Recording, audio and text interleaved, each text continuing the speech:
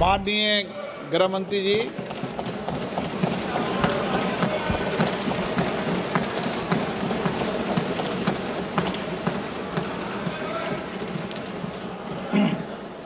माननीय अध्यक्ष जी, आज जो मेरे साथी मंत्री बिल लेकर आए हैं उसके समर्थन में मैं खड़ा हुआ।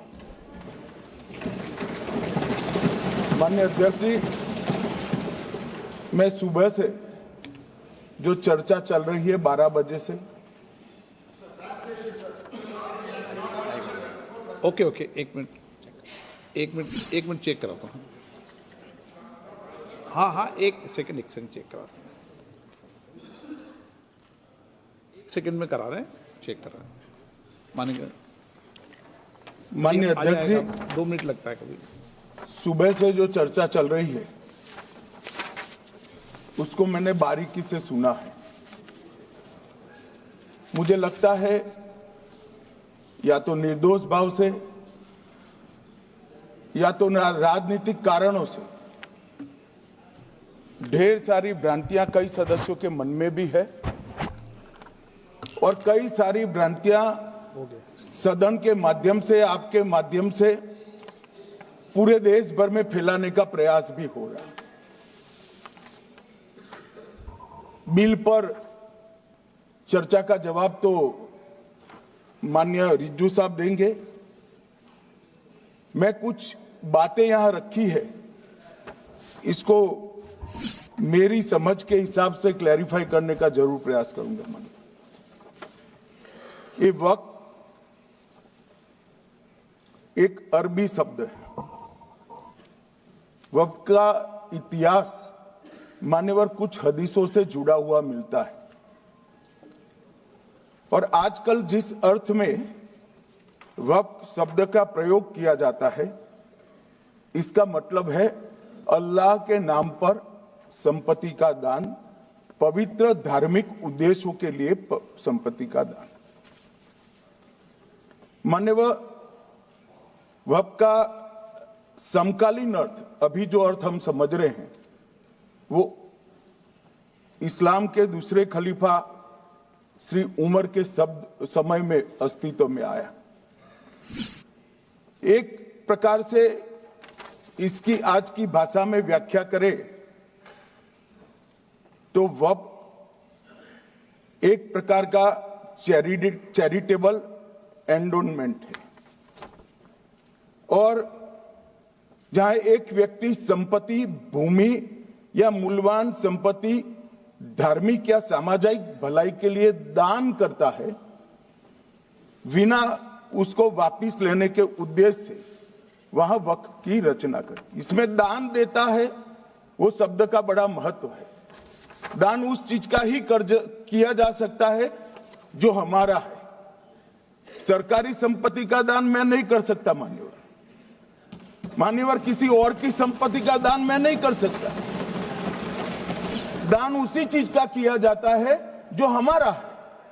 मान्यवर इसी विषय पर ये सारा जो बहस चल रहा है। भारत का जहां तक सवाल है, दिल्ली में सल्तनत काल के प्रारंभ में मुइज़ुद्दीन घोरी के समय पर पहली बार वक्फ अस्तित्व में आया। अंग्रेजों के जमाने में 1863 के धार्मिक दान अधिनियम से चलता था। बाद में चैरिटेबल प्रॉपर्टीज एक्ट 1890 से चला। उसके बाद 1913 में मुसलमान वक्फ वैलिडेटिंग एक्ट अस्तित्व में आया। तब तक ये सारी प्रक्रियाएं चैरिटेबल एक्ट के तहत चलती थी। मान्यवर आजादी के बाद वही एक्ट को 1954 में वक्फ के केंद्रीकरण के लिए बदला गया। 95 में वक्फ न्याय अधिकरण और वक्फ बोर्डों की स्थापना की। अब ध्यान से सुनिएगा मान्यवर, वक्फ परिषद और वक्फ बोर्ड ये 1995 से आए। ये पूरा झगड़ा जो चल रहा है, आपने नॉन हिंदू को रख दिया और नॉन मुस्लिम को रख दिया, गैर मुस्लिम को रखा। वो झगड़ा वक्फ में दखल करने का है। पहले तो वक्फ में कोई गैर इस्लामिक सदस्य आएगा ही नहीं, ये स्पष्टता समझ लीजिए। ना मुतवल्ली गैर इस्लामिक होगा, ना वाकिफ गैर इस्लामिक होगा। मान्यवर, वहां कोई प्रोविजन नहीं है।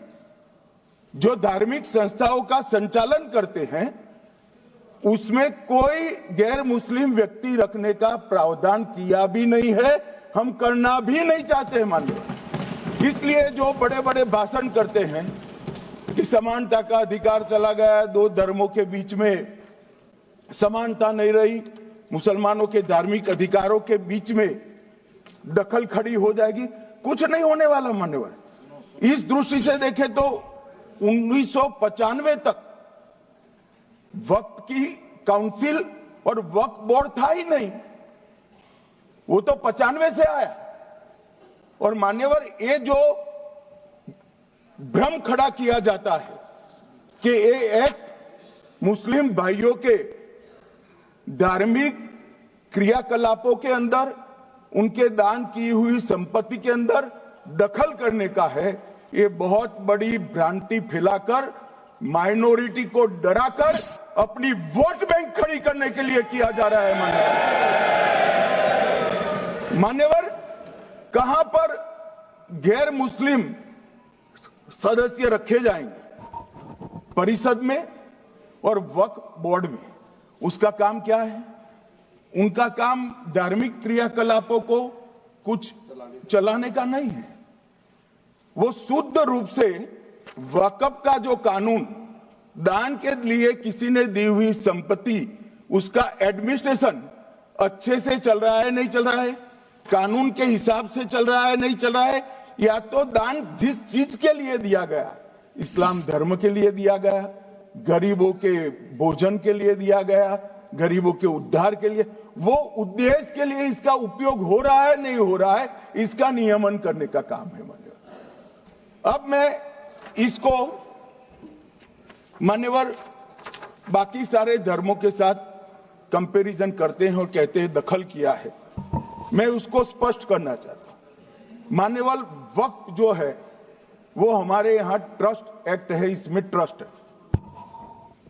तो ट्रस्ट के अंदर जो ट्रस्ट को बनाते हैं वो ट्रस्टी होते हैं और एक मैनेजिंग ट्रस्टी होते हैं। वक्फ में वाकिफ होता है, वक्फ होता है और मुतवल्ली होता है। ये सारे इस्लाम के अनुयायी हैं। अरे भाई, आप कह रहे हो, हम तो कह रहे हैं क्योंकि इसका वक्फ शब्द ही इस्लाम से आया है, इसलिए हम कह रहे हैं कि वक्फ वो ही कर सकता है जो इस्लाम का अनुयायी हो। अब आप उसका विरोध कर रहे हो, तो आप तो वक्फ में भी नॉन इस्लामिक आदमी चाहते हो। मान्यवर, क्या कह रहे हैं?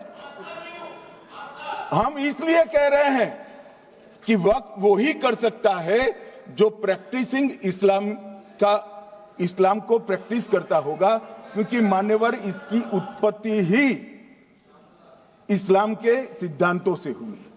अब मान्यवर, वक्फ धार्मिक हुआ, वक्फ बोर्ड नहीं हुआ, वक्फ परिषद भी नहीं हुई। अरे सुनो भाई, मान्यवर, ट्रस्ट के अंदर ट्रस्टी जो होते हैं, जो चर्च होगा तो क्रिश्चियन होंगे, पारसी भी होंगे, पारसी के लिए वो ट्रस्ट होगा, तो हिंदू होगा तो हिंदू के लिए। अब चैरिटी कमिश्नर हम कहेंगे कि भाई मुस्लिम क्यों आया? मुझे बताओ, चैरिटी कमिश्नर एक्ट में मुसलमान चैरिटी कमिश्नर बन सकता है या नहीं बन सकता है? उसको ट्रस्ट नहीं चलाना है, उसको चैरिटी के कानून के हिसाब से वो ट्रस्ट चले, उसकी देखरेख करनी है। ये धार्मिक नहीं है, ये धर्म का काम नहीं है मान्यवर, ये एडमिनिस्ट्रेटिव वर्क है। और इसलिए तो फिर चैरिटी कमिश्नर हिंदू होगा तो वो क्रिश्चियनों के ट्रस्ट का कैसे देखरेख करेगा? चैरिटी कमिश्नर क्रिश्चियन होगा तो जैनियों के और हिंदुओं के ट्रस्ट का कैसे देखरेख करेगा? अब बताओ कि सारे ट्रस्ट के चैरिटी कमिश्नर अलग अलग बन, देश तोड़ दोगे आप लोग, तोड़ दोगे। हमने साहब, मैं अभी भी आपके माध्यम से, इस सदन के माध्यम से देश भर के मुसलमान भाइयों बहनों को कहना चाहता हूं, आपके वक्फ में एक भी नॉन मुस्लिम नहीं आएगा। ये एक्ट में ऐसा कोई प्रावधान नहीं। मगर जो वक्फ बोर्ड है और वक्फ परिषद है, उसका काम क्या है? वक्फ की संपत्तियां मान्यवर बेच खाने वाले लोगों को पकड़कर इसके बाहर निकालने का। वक्फ के नाम पर औने पौने दाम में संपत्तियों को 100 साल तक किराए पे देने वाले लोगों को पकड़ना है। वक्फ का जो पैसा होता है, इनकम जो गिरती जा रही है, जिसके माध्यम से माइनॉरिटी का विकास करना है, माइनॉरिटी को आगे बढ़ाना है, इस्लाम धर्म की सारी धार्मिक संस्थाओं को पुख्ता करना है। ये पैसा जो चोरी होता है ना, उसको पकड़ने का काम वक्फ बोर्ड, वक्फ परिषद करे। और मान्यवर, वो चाहते हैं कि इनके राज में जो मिलीभगत चली वो चलती रहे। ये नहीं चलेगी, ये नहीं चलेगी। और मान्यवर, मैं आज आपको बताना चाहता हूं क्या स्थिति हुई है। मान्यवर, सबने कहा, रिपीटेशन भी होगा, परंतु मैं कहना चाहता हूं मान्यवर कि वक्फ के 2013 में जो अमेंडमेंट्स आए, अब बिल किरण भाई का है, मगर मैं कह सकता हूं कि वक्फ का 2013 का अमेंडमेंट न किया होता तो ये बिल लाने की शायद जरूरत न पड़ती। सब कुछ अच्छा चलता था। 14 में चुनाव आने वाला था, 13 में रातों रात तुष्टीकरण करने के लिए वक्फ कानून को एक्सट्रीम बना दिया गया। और मान्यवर, इसके कारण क्या हुआ? इसके कारण दिल्ली लुटियन की 123 वीवीआईपी संपत्ति कांग्रेस सरकार ने जब चुनाव मुहाने पर थे, 25 दिन दूर था, वक्फ को देने का काम कर दिया। दिल्ली वक्फ बोर्ड ने उत्तरी रेलवे की भूमि वक्फ के नाम घोषित कर दी। हिमाचल में वक्फ की संपत्ति बताकर उस पर अवैध मस्जिद बनाने का काम किया। 250 हेक्टेयर क्षेत्रफल वाले 12 गांव पर वक्फ का स्वामित्व हो गया तब तमिलनाडु में। और मान्यवर, तमिलनाडु के 1500 साल पुराने तिरुचेंदुरई मंदिर की 400 एकड़ भूमि को वक्फ की संपत्ति घोषित कर। ये जब मंदिर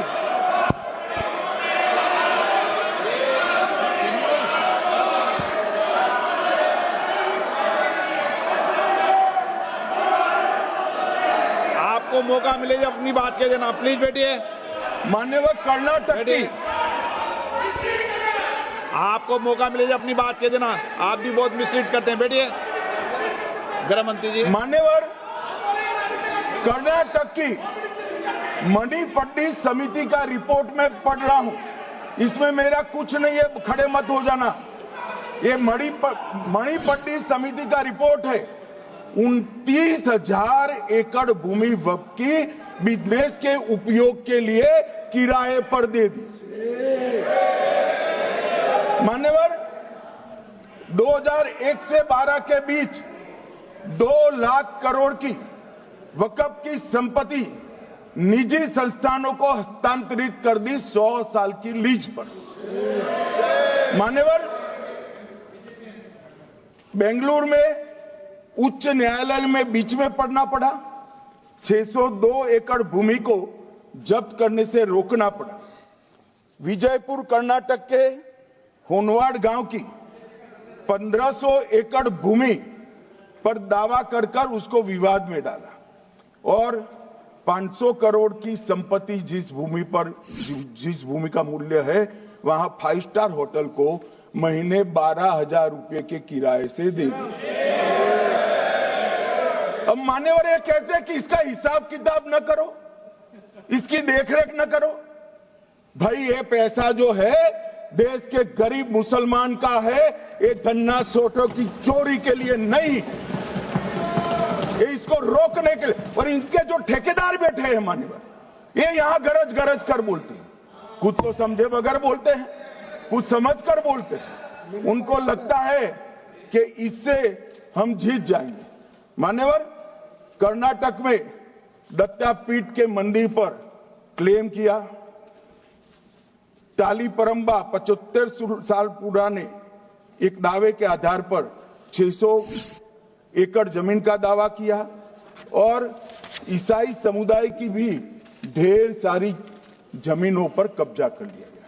मान्यवर, आज देश के कई गणमान्य चर्च और चर्च के समूह वक्फ बिल का समर्थन कर रहे हैं। उनको लगता है कि इसका विरोध कर हम मुस्लिम भाइयों की सिंपैथी जीतकर अपनी वोट बैंक पक्का करेंगे, उसमें कोई फायदा नहीं होगा अखिलेश। इसलिए कि 4 साल में मुस्लिम भाइयों को मालूम पड़ जाएगा कि कानून तो उनके फायदे में है। और इसके साथ ये दक्षिण के सारे जो सांसद बोल रहे हैं, अपनी अपनी कॉन्स्टिट्यूएंसी में सारे चर्च को मान्यवर नाराज कर रहे हैं, उनको पता नहीं, सारे चर्च को नाराज कर रहे हैं। सारे चर्च ने रिजोल्व किया है कि हम खिलाफ इसका हम समर्थन करते हैं। मान्यवर, तेलंगाना में 66,000 करोड़ की 1700 एकड़ जमीन पर दावा कर दिया। असम में मोरीगांव जिले की 134 एकड़ भूमि पर दावा हुआ। बिहार का मैं लालू जी के कोर्ट के साथ बाद में बताता हूं। गुरुद्वारा से संबंधित हरियाणा की 14 मरला भूमि को वक्फ को सौंप दिया। और मान्यवर, प्रयागराज में चंद्रशेखर आजाद पार्क को भी वक्फ घोषित किया। और मान्यवर, महाराष्ट्र के वडानगे गांव में महादेव की मंदिर पर दावा किया और बीड में कंकलेश्वर मंदिर की 12 एकड़ जमीन वक्फ बोर्ड ने जबरन ले ली।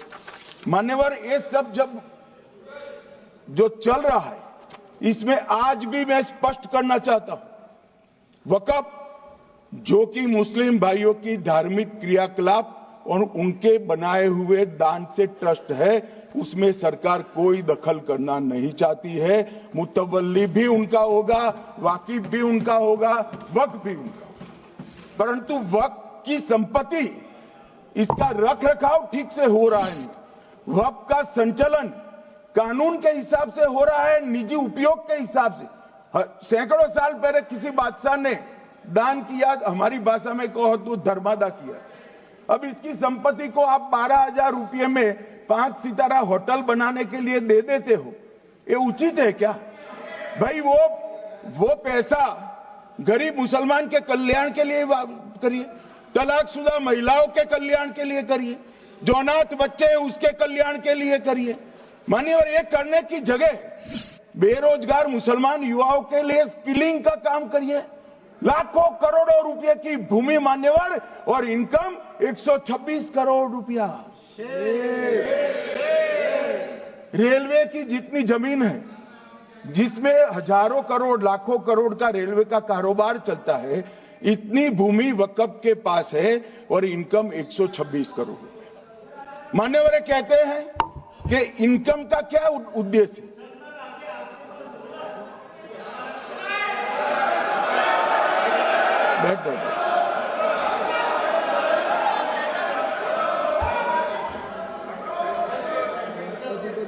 मान्यवर, मैं दादा की टेंशन समझ रहा हूं, ये बंगाल के मुसलमान भी सुन रहे हैं, तो उनको टेंशन होना स्वाभाविक है। मान्यवर, लालू प्रसाद जी, आज आरजेडी के सारे सदस्य बोले, जब 2013 का अमेंडमेंट आया, मैं लालू जी का तो पूरा पढ़ना चाहता हूं, बाकी सदस्यों का सिर्फ टोकन पढ़ूंगा। लालू जी ने क्या कहा? मैडम, सरकार जो यह संशोधन विधेयक पेश किया है, सरकार की पहल का हम स्वागत करते हैं। शाहनवाज हुसैन जी और अन्य माननीय सदस्यों ने अपनी बातों को यहां रखा, मैं उसका समर्थन करता हूं।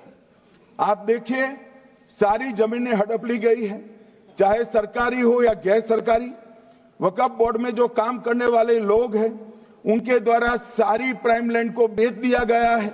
पटना में ही डाक बंगले की जितनी प्रॉपर्टी थी सब पर अपार्टमेंट बन गए। इस तरह की काफी लूट खसोट हुई है।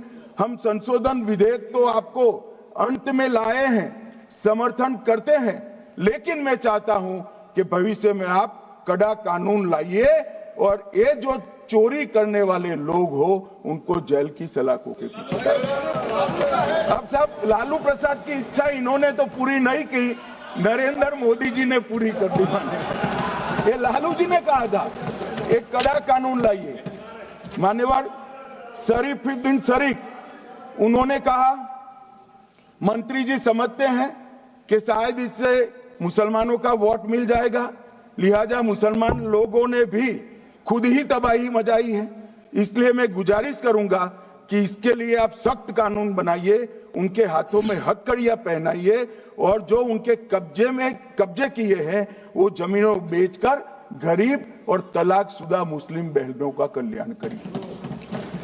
इसके बाद श्री हमीदुल्लाह सैयद लक्षद्वीप से थे, उनका भी इसी टोन का भाषण है। और मान्यवर, मैं आज की बात नहीं कर रहा हूं, 2013 का जो बिल कांग्रेस पार्टी लेकर आई, इसके विरोध में इनके समर्थकों ने जो कहा था मान्यवर ये है। और क्या होगा भाई इससे? पारदर्शी ऑडिट होगी, आज ऑडिट ही नहीं हो रही। रिपोर्ट ऑनलाइन जमा करने की सिस्टम नहीं है, वो होगी, रिपोर्ट देनी पड़ेगी, बैलेंस शीट जमा करनी पड़ेगी, ऑडिट होगी, कैग के रिटायर्ड ऑफिसर ऑडिट करेंगे और मान्यवर पारदर्शिता आएगी। इससे क्यों डरना चाहिए किसी को? पारदर्शिता से क्यों? और वक्फ बोर्ड और वक्फ परिषद, इसका कोई ऑर्डर हम ऐसा नहीं लिख रहे हैं कि कोर्ट में नहीं जा सकते। आपने तो कर दिया था कि एक ऑर्डर को कोई कोर्ट में चैलेंज ही नहीं कर सकता, पूरा संविधान वहां समाप्त कर दिया मान्यवर। और मान्यवर, हम तो इसको कहते हैं कि कोई भी चैलेंज कर सकता है कायदे की अदालत में। इस देश में संविधान का राज है, ग्रीवेंसेस जिसका भी हो कोर्ट में जा सकता है। 2013 में जिसकी भूमि हड़पी, इसके ग्रीवेंसेस को भी कोर्ट के फोरम से बाहर करने का पाप एक कांग्रेस पार्टी ने किया। मान्यवर, एक अफवाह और फैला रहे, रिट्रोस्पेक्टिव इफेक्ट से आ रहा है। मैं स्पष्ट कर देना चाहता हूं, इस सदन में बोलने के वक्त जिम्मेदारी के साथ बोलना चाहिए। अगर ये कानून का पहला पेज और तीसरी तक धाराएं भी पड़ी होती तो इसमें स्पष्ट लिखा है ये कानून का अमल जिस दिन पारित होने के बाद भारत सरकार नोटिफिकेशन बाहर निकालेगी उस दिन के बाद होगा। मतलब रिट्रोस्पेक्टिव इफेक्ट नहीं है, मगर मुस्लिम भाइयों को डराया जा रहा है कि रिट्रोस्पेक्टिव इफेक्ट से आएगा। मान्यवर, ये कह रहे कलेक्टर क्यों रखा है? मुझे एक बात बताओ भाई, जो बता सकते हैं, अगर किसी मंदिर के लिए जमीन खरीदनी है तो जमीन की मालिकी किसकी है वो हमारे देश में कौन तय करता है? सबको मालूम है, कलेक्टर करता है सर, रेवेन्यू ऑफिसर वही है। तो अगर वक्फ की भूमि जो वक्फ कर रहा है उसकी है या नहीं है, इसकी जांच कलेक्टर करे तो इसमें आपत्ति क्या है? वक्फ तो दान है भाई, और दान अपनी संपत्ति का किया जा सकता है, किसी और की संपत्ति का नहीं किया जा सकता।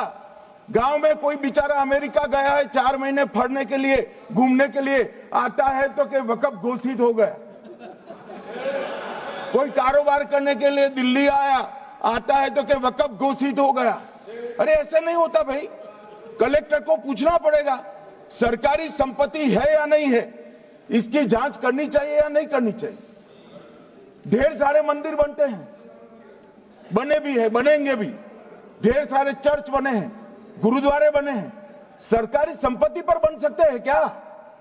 नहीं बन सकते मान्यवर। जहां वक्फ की घोषणा होती है वो भूमि सरकारी है या नहीं है वो सत्यापित करना ही चाहिए, और कलेक्टर के अलावे इसको कोई सत्यापित नहीं। मान्यवर, इन्होंने इन्होंने, मैंने पहले भी बताया मान्यवर, कोर्ट को भी रास्ते से निकाल दिया। मैं बाद में बात करता हूं मान्यवर, ये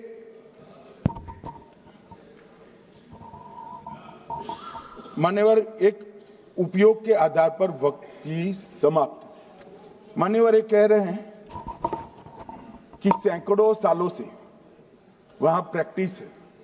अब वो तो वक्फ रजिस्टर हो गया, आपने घोषित कर दिया, वक्फ में रजिस्टर भी हो गए, अब इसका सवाल नहीं है। मगर सैकड़ों साल की प्रैक्टिस, मुगलों के समय की प्रैक्टिस आज घोषित की जा सकती है क्या? अगर वहां नमाज पढ़ रहे हैं तो लोग देखते होंगे, कब्रिस्तान होगा लोग देखते होंगे, दरगाह होगी तो लोग देखते होंगे, और घोषित भी हो चुका होगा, रजिस्टर भी हो चुका होगा। अब अगर आप वक्फ घोषित करना है तो उसको ऐसे नहीं कर सकते मान्यवर, अधिकृत करना चाहिए। मान्यवर, जो दूसरा सुधार लेकर आए किरण जी, वो ही है कि धारा 36 में वक्फ संपत्तियों को बिना किसी स्पष्ट प्रक्रिया से, मालिकी की प्रक्रिया से पंजीकृत नहीं किया जा सकता।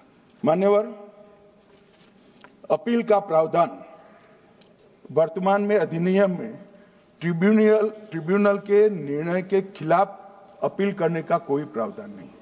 ये दृष्टिभ्रम खड़ा कर रहे थे गोगाई जी कि हाईकोर्ट में जा सकते। हाईकोर्ट में सिविल सूट नहीं जा सकता, रीट के अधिकारों का उपयोग कर हाईकोर्ट में जा सकते हैं। सिविल सूट में ज्यादा प्रोटेक्शन मिलता है मूल मालिक को।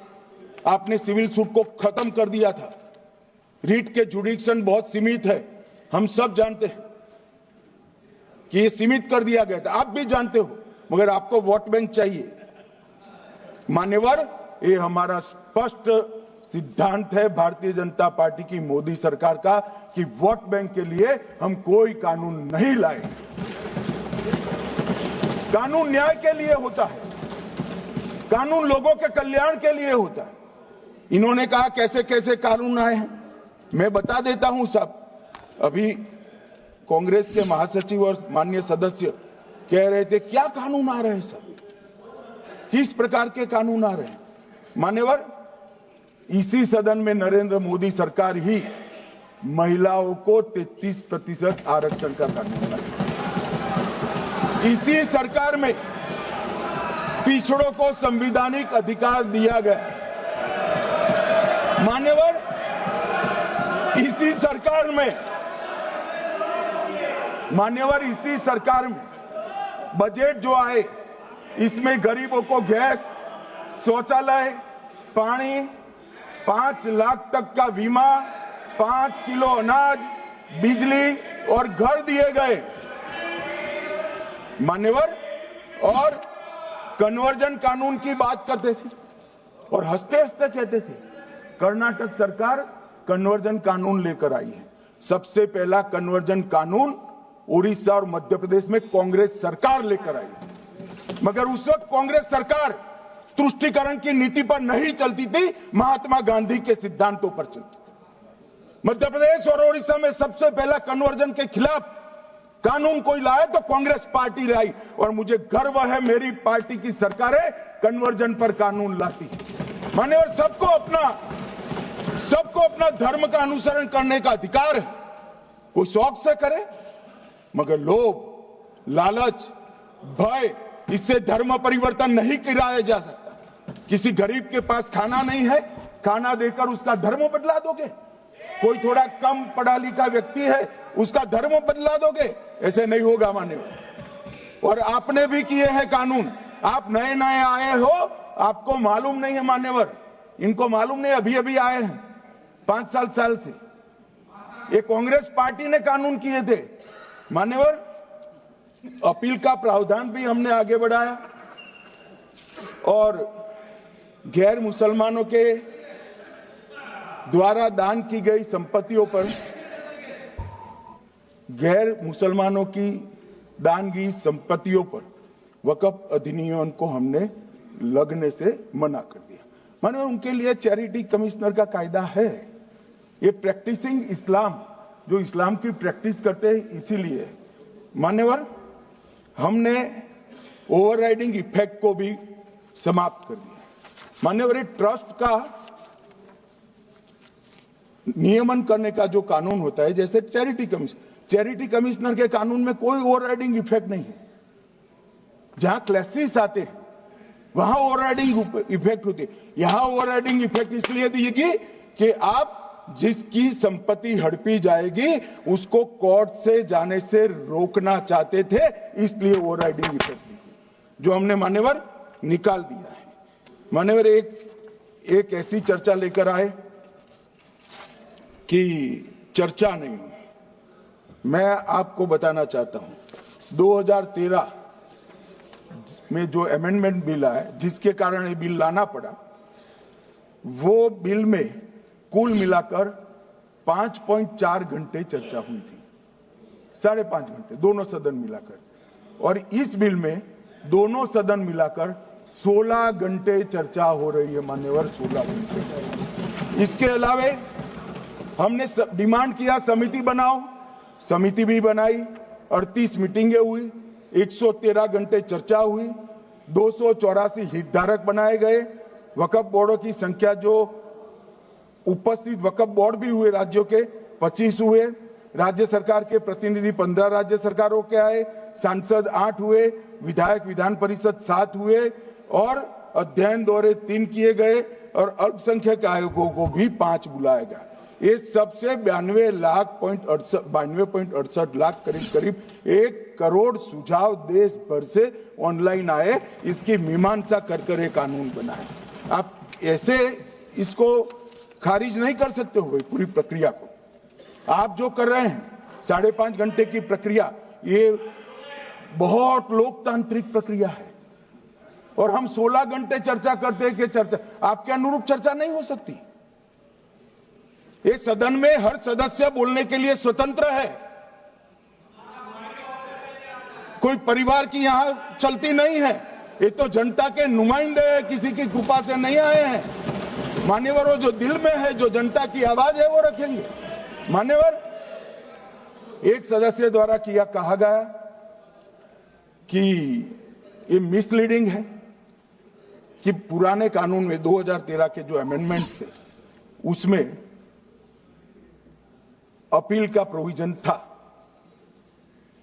अब मैं कहना चाहता हूं 83(9) उसमें अधिकरण द्वारा किए गए किसी भी विनिश्चय का आदेश विरुद्ध, चाहे वो अंतरिम हो या फाइनल, इस पर अपील नहीं हो सकती।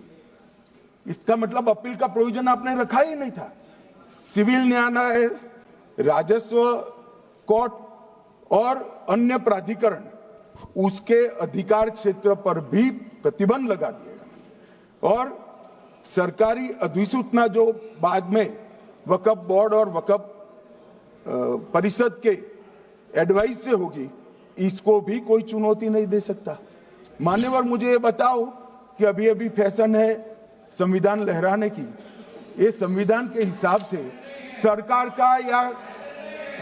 का या किसी भी निजी संस्था का कोई भी फैसला मान्यवर कायदे की कोर्ट से बाहर कैसे हो सकता है? कोई भी फैसला हो, ये देश की अदालत वो फैसले तक रुचि नहीं रखेगी। नागरिक ग्रीवेंसेस लेकर कहां जाएंगे? जिसकी भूमि हड़प कर ली गई वो कहां जाएगा? ऐसा नहीं चलेगा। आपकी वोट बैंक के लिए आपने किया था, हम खारिज कर रहे हैं, हम खारिज कर रहे हैं। ऐसा नहीं चलेगा। अदालत में जाइए, जिसको ग्रीवेंसेस है इधर और साइड से, और अदालत न्याय करेगी। न्याय के लिए तो अदालतें बनी है। और मान्यवर, यहां एक सदस्य ने कह दिया माइनॉरिटी इस कानून को स्वीकार नहीं करेगी। क्या धमकाना चाहते हो भाई? संसद का कानून है, सबको स्वीकार करना पड़ेगा। स्वीकार नहीं करेंगे मतलब क्या है? कैसे बोल सकते हैं कोई? हम कानून को स्वीकार नहीं करेंगे। ये कानून भारत सरकार का है, हर एक पर बंधन करता होगा और इसको स्वीकार करना पड़ेगा। मान्यवर, ये हमने तो खैर वक्फ को छेड़खानी नहीं की। वक्फ बोर्ड और वक्फ परिषद के अंदर बदलाव किया है, मगर वक्फ के लिए भी क्या क्या जजमेंट आए। सैयद फजल पुकोया थंगल बनाम भारत संघ 10/11/28 को केरल उच्च न्यायालय ने उन्होंने कहा वक्फ बोर्ड एक स्टैट्यूटरी बॉडी है, यह मुस्लिम समुदाय का प्रतिनिधि निकाय नहीं है। इसका फंक्शनिंग मान्यवर एडमिनिस्ट्रेटिव है। धार्मिक क्रियाकलापों को तो वक्फ ने करना है, चाहे कब्रिस्तान हो, चाहे दरगाह हो, चाहे मस्जिद हो, चाहे चैरिटी का काम, वो वक्फ बोर्ड को नहीं करना है भाई। ये केरल हाईकोर्ट ने किया, इलाहाबाद हाईकोर्ट ने भी, उसने तो मुतवल्ली तक भी कहा है, मगर हम मुतवल्ली तो जो धर्म का है वही रखेंगे।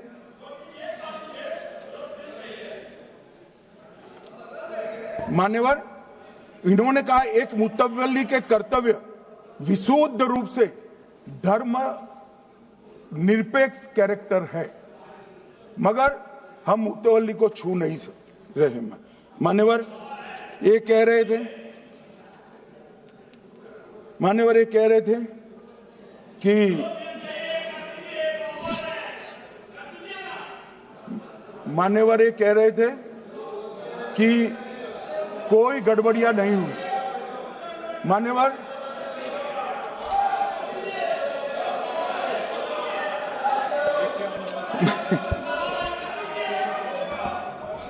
मान्यवर 2013 में अन्यायी कानून आया। भाई करने थोड़ा शांत हो जाइए। ये 26 के कारण डरे हुए और कुछ कारण नहीं। चुनाव जो है ना अक्टूबर में, 25 में जो चुनाव है इसके कारण डरे। मान्यवर भाई बैठ जाओ।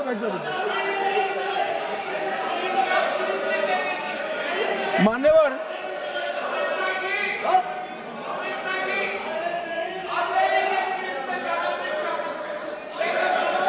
बैठ जाओ। बंगाल में आकर कहूंगा ये राजनीतिक हिसाब किताब का अखाड़ा नहीं है, छाती पर ठोक कर कहूंगा ज्यादा सिखाएंगे।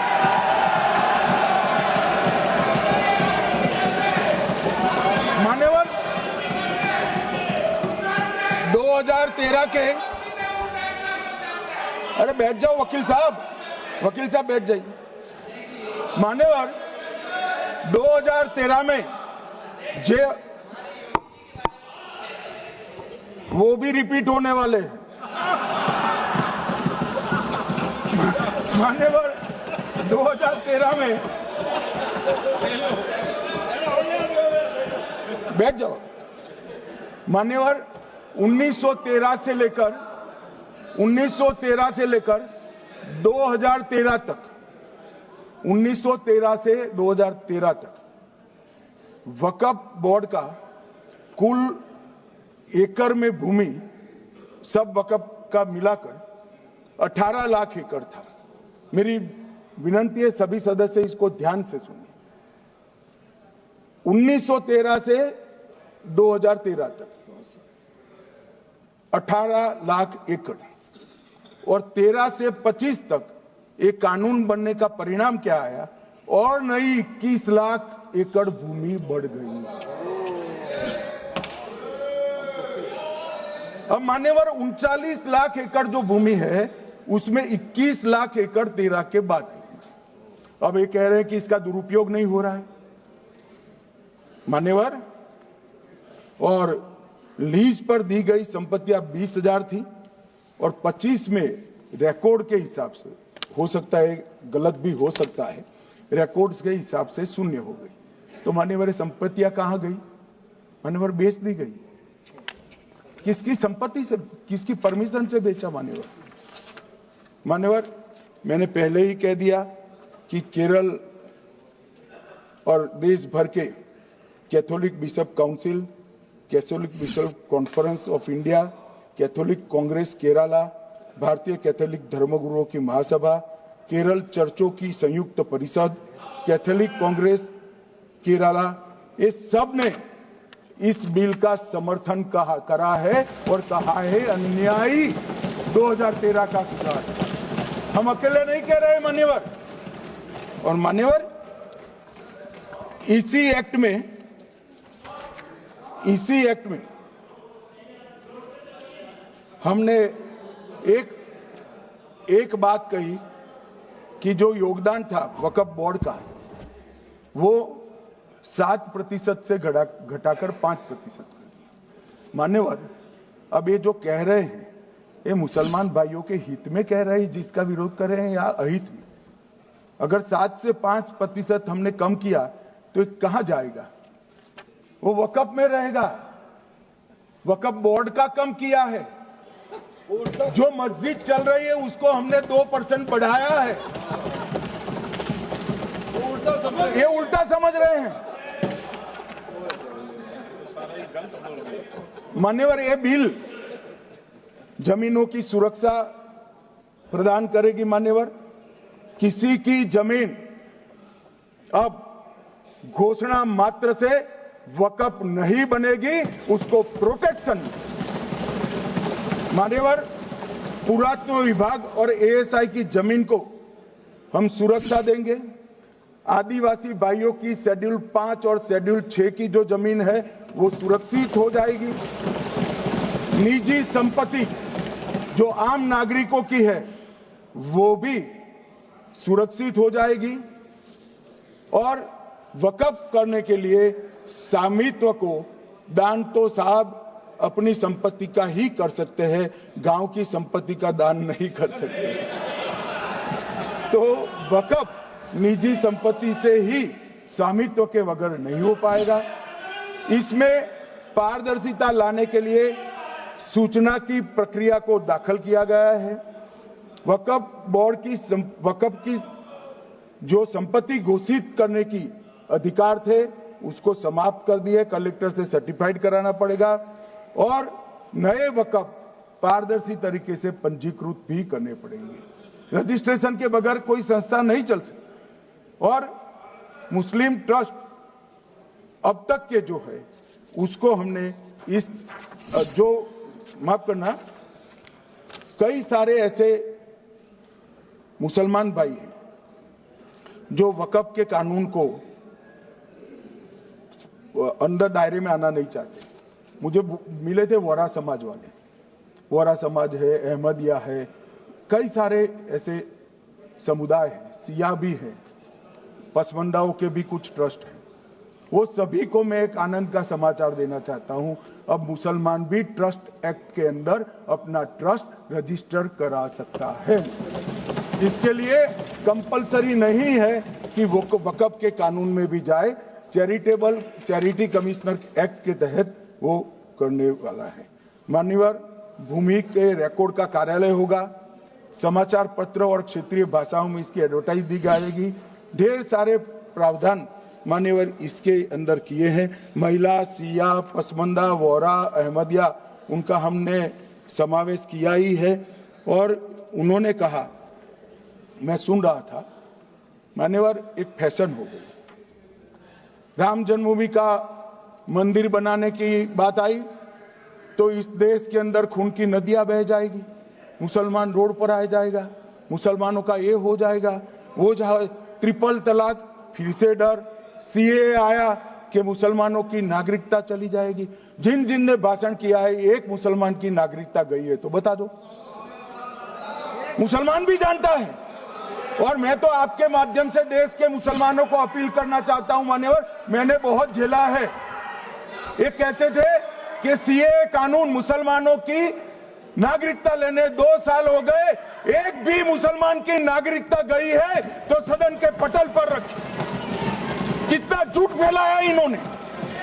मान्यवर, धारा 370 हटाई, ये कह रहे थे मुसलमानों का ये हो जाएगा, वो हो जाएगा, फिर से उमर अब्दुल्ला जीत कर आज शासन कर रहे हैं। आतंकवाद समाप्त हो गया, विकास शुरू हो गया, पर्यटन बढ़ गया। मान्यवर, एक कांग्रेस पार्टी और उसके साथियों ने मुसलमान भाइयों को डरा डरा कर अपनी वोट बैंक खड़ी करने का काम किया। हम नहीं डरा रहे मुसलमानों को। आप डरा रहे हो भाई, आप कह रहे हो ये हो जाएगा। मैं कहता हूं इस देश के नागरिक को किसी भी धर्म का हो कोई आंच नहीं आएगी मान्यवर। ये नरेंद्र मोदी सरकार का सच। मान्यवर,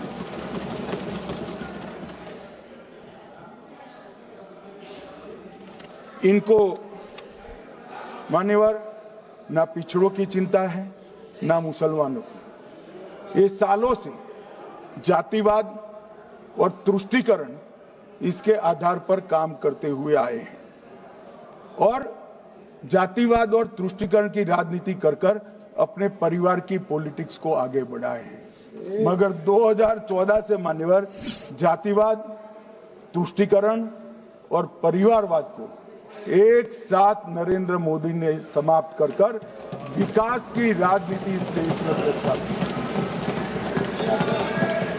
पॉलिटिक्स ऑफ परफॉर्मेंस, परफॉर्म करिए और चुनकर आइए। 3 टर्म मोदी जी को चुना है और 3 टर्म भारतीय जनता पार्टी की सरकार रहने वाली है। मेरी बात लिख कर मान्यवर, अंत में मैं किरण जी को बहुत बहुत बधाई देना चाहता हूं कि बहुत अभ्यास कर सारे दूषणों को निकालकर वक्फ कानून को शुद्ध, पारदर्शी और उद्देश्यों को समर्पित बनाने का काम रिज्जू साहब लेकर आए हैं। मैं इसका समर्थन करता हूं।